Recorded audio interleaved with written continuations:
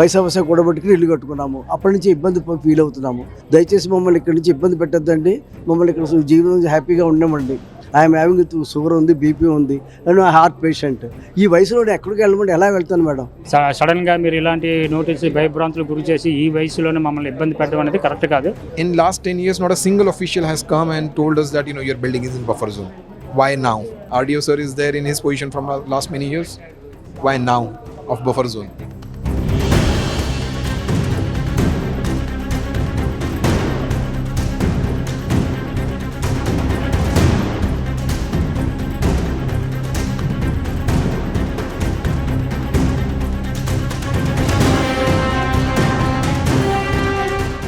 Gandhi statue కట్టడం కోసం ఈ అపార్ట్మెంట్ని కూలగొడతామని చెప్పి మీకు నోటిఫికేషన్లు వచ్చాయన్నట్టు చెప్పండి ఏమని వచ్చిందండి? పేపర్ నోటిఫికేషన్ వచ్చింది. ముందేమో సర్వే నెంబర్ నోటిఫికేషన్ వచ్చింది.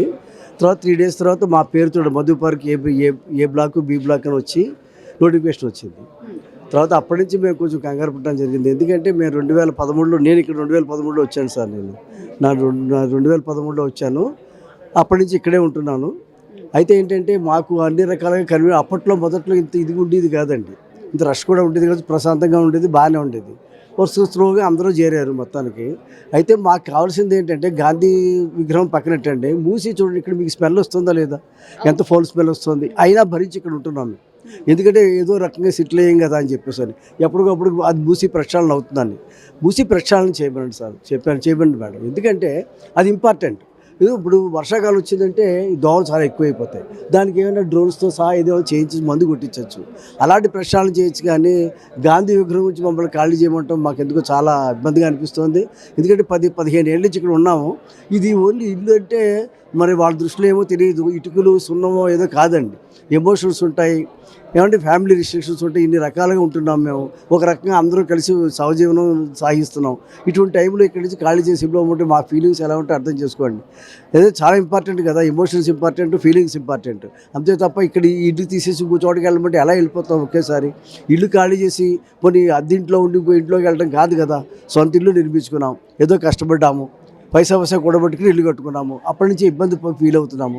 అదంతా మొత్తం సహజ జీవనం ఇప్పటివరకు సాగుతోంది. ఇప్పుడు సడన్గా వచ్చేసి మేము అక్కడ విగ్రహం పెడతాం, మీరు వెళ్ళిపోమంటాం ఎందుకో, మళ్ళీ బఫర్ జోన్ అంటారు కాసేపు. మొన్నటిదాకా ఏమన్నారు, గాంధీ సరోవర్ ప్రాజెక్ట్ అన్నారు. మేము 2004లో ఇప్పుడు స్టార్ట్ అయిందండి ప్రాజెక్ట్. నేను 2013లో వచ్చాను. 2010లోనో 12లోనో దీన్నేమో 50 meters చేసినట్టున్నారు. బట్ అప్పటికి మా కన్స్ట్రక్షన్ అయిపోయింది. మేము ఆల్రెడీ వచ్చేసాం కదా. ఇది ఎప్పుడో శాంక్షన్ కదా. అప్పుడు ఏ గవర్నమెంట్ ఉందో మనకు తెలియదండి. But it's government sanction. Proper గవర్నమెంటే కదా. అప్పుడు ఉన్నది కూడా ప్రాపర్ గవర్నమెంట్. అప్పుడు కూడా ప్రాపర్ గవర్నమెంటే కదండి. అప్పుడు కూడా గవర్నమెంట్. మరి దీన్ని కూడా వాళ్ళు అప్లై చేయాలి కదా. అంతే తప్ప ఒకళ్ళు వీళ్ళు మాట్లాడుకుని మమ్మల్ని ఇబ్బంది పెడితే ఎలాగా? దయచేసి మమ్మల్ని ఇక్కడి నుంచి ఇబ్బంది పెట్టద్దండి. మమ్మల్ని ఇక్కడ జీవనం హ్యాపీగా ఉండమండి. అది మేము కోరుకుంటున్నాం మేడం. అయితే ఇప్పుడు మిమ్మల్ని ఇండ్లు ఖాళీ చేయమని చెప్పి లీగల్గా ఏమన్నా నోటీస్ మీకు డైరెక్ట్గా రావడం జరిగిందా? లేదు మేడం.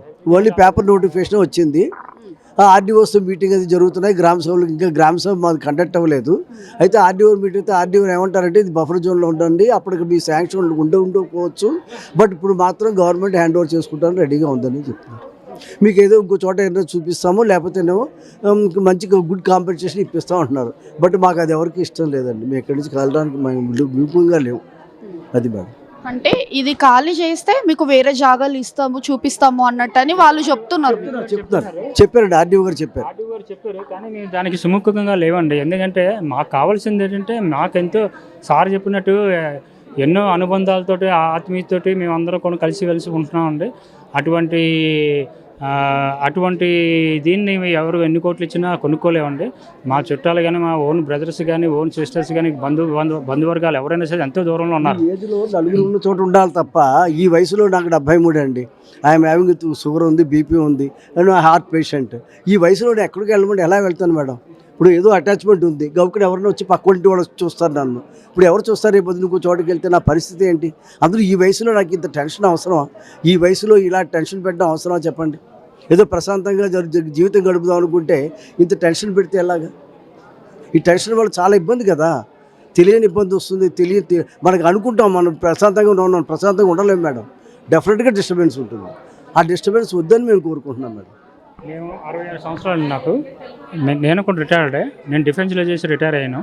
నేను కూడా ప్రశాంతంగా ఉందామనే ఉద్దేశంతో నేను ఇక్కడికి ఇల్లు కట్టుకొని ఉన్నాం. కానీ ఇక్కడ సార్ చెప్పినట్టు ఇల్లు ఒక ఇటుక మీద కట్టి ఇల్లు అది కాదండి. ఈ ఇల్లు ఏంటంటే కేవలం ఎంతో ఆత్మీయతతో అనుబంధాలతో కూడుకున్నది. ఇటువంటి ఇల్లుని ఇప్పుడు మేము వదిలేసి మేము వెళ్ళాము, కొనుక్కోలేము కూడా.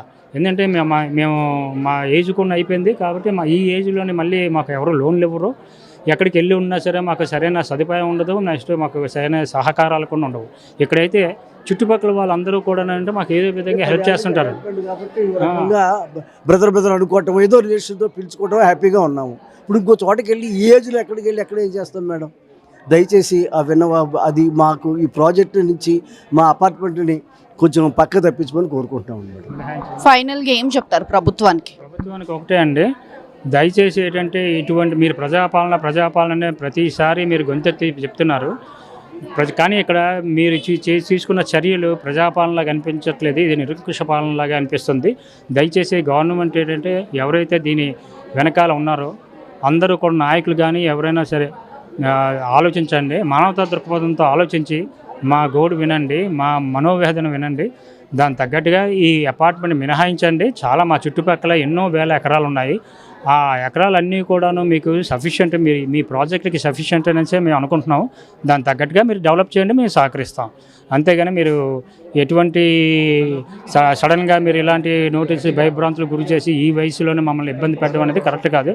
50% ఆఫ్ ది అపార్ట్మెంట్ వాసులు అందరూ కూడాను రిటైర్డ్ పర్సన్స్, పేషెంట్స్ అందరూ కూడా అంటే ఏదో రకం ప్రశాంతంగా ఉండాలని కోరికతో వచ్చిన వాళ్ళే తప్ప ఎవరూ కూడా ఇక్కడ కమర్షియల్ యాక్టివిటీస్ ఎవరు చేయట్లేదు, ఎవరూ కూడా ఎటువంటి బిజినెస్లు చేయట్లేదు. అందరూ కష్టపడి పనిచేసి ఏదో పైసా కూడపట్టుకొని రోజు వెళ్ళబుస్తున్నారు. దయచేసి అర్థం చేసుకోండి. థ్యాంక్స్ అండి. Okay sir, tell me what is the situation are you facing or suffering regarding this Gandhi statue construction issue? Ma'am, first of all, thank you so much for coming and hearing us. At this point of time, we do not have any issue. It's just that, we have received a notification of land acquisition from the government on 12th of February, which was approved by the RDO on 9th of February, and it was released, on 12th. The concern, ma'am, while it is not an issue, but, the concern which we want to raise is the notice, has directly come, in public domain, was published in the paper. It was not served to the society or to the individual residents. And another point to highlight, ma'am, this is not just, couple of people who are living here. There are more than 2,000 people, considering almost 420, more than 450 flats, including both blocks. The third point is with respect to, recent news, by the government officials about the building falling in the buffer zone. What I want to ask the government officials and CM sir is this notice, this revision in the buffer zone, was done in 2012 and so on and so forth as per them. I want to ask them that, we are in 2026. What has been government doing? After 2012, why they did not, stop the registrations, okay, which property registrations, a lot of people have sold their flats. I'm staying here from last more than 10 years. In last 10 years, not a single official has come and told us that, your building is in buffer zone. Why now? After serving notice and after this project. So that is one. Second thing is, ma'am, we get water, we get electricity. We have, you see, it's a gated community, okay. We get all the services. And as I said, in last 10 years, there is no communication from the government side that, your building is illegal or falling in buffer zone.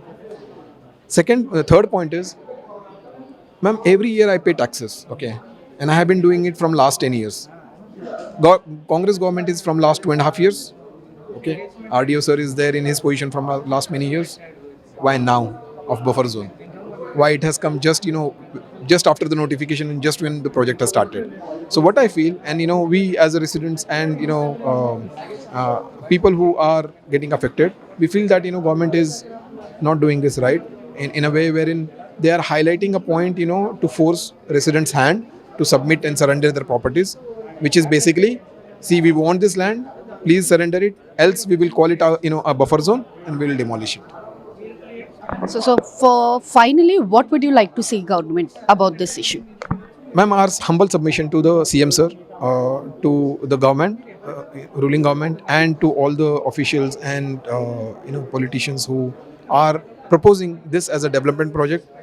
We as a resident residents, of this society, we are not opposing development. We are not rejecting development. We are supportive of it.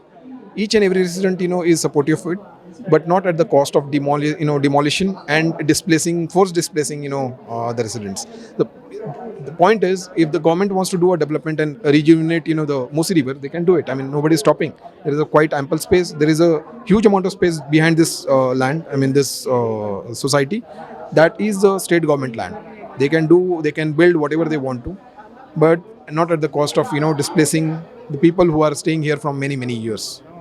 ప్రస్తుతం మనం ఈ అపార్ట్మెంట్కి సంబంధించిన president గారితో అయితే ఉన్నాము. వారితో మాట్లాడి మరికొన్ని విశేషాలు తెలుసుకుందాం. చెప్పండి సార్, అమ్మా ఏమంటారు? ఇప్పుడు ఈ అపార్ట్మెంట్ని ఇన్ని ఫ్యామిలీస్ ఉన్నాయి, ఇక్కడ దాదాపు 2000 మంది ఫ్యామిలీస్ దాకా ఉన్నారు అన్నట్టు అని చెప్తున్నారు. ఇప్పుడు సడన్గా మాకు నోటిఫికేషన్స్ రావడము, ఈ అపార్ట్మెంట్ని కూలగొట్టడం అన్నట్టు చెప్తున్నారు. ఏమంటారు దీని గురించి? ఇక్కడ 450 ఫ్యామిలీస్ రిసైడ్ అవుతున్నాయి. గత 15 సంవత్సరాల నుంచి ఇక్కడే ఉండడం జరిగింది. అయితే నిన్నటి వరకు కూడా ఒక కంప్లీట్ క్లారిటీ అనేది లేకుండే. ఈరోజు మార్నింగ్ నేను పేపర్లో చదివిన, ఇక్కడ మా అపార్ట్మెంట్ నుంచి 2.5 ఎకరాలు పొసెస్ చేసే అవకాశాలు ఉన్నాయి. అది 50 మీటర్ ఏదో వాటర్ బాడీ నుంచి 50 మీటర్ల దీని మీద.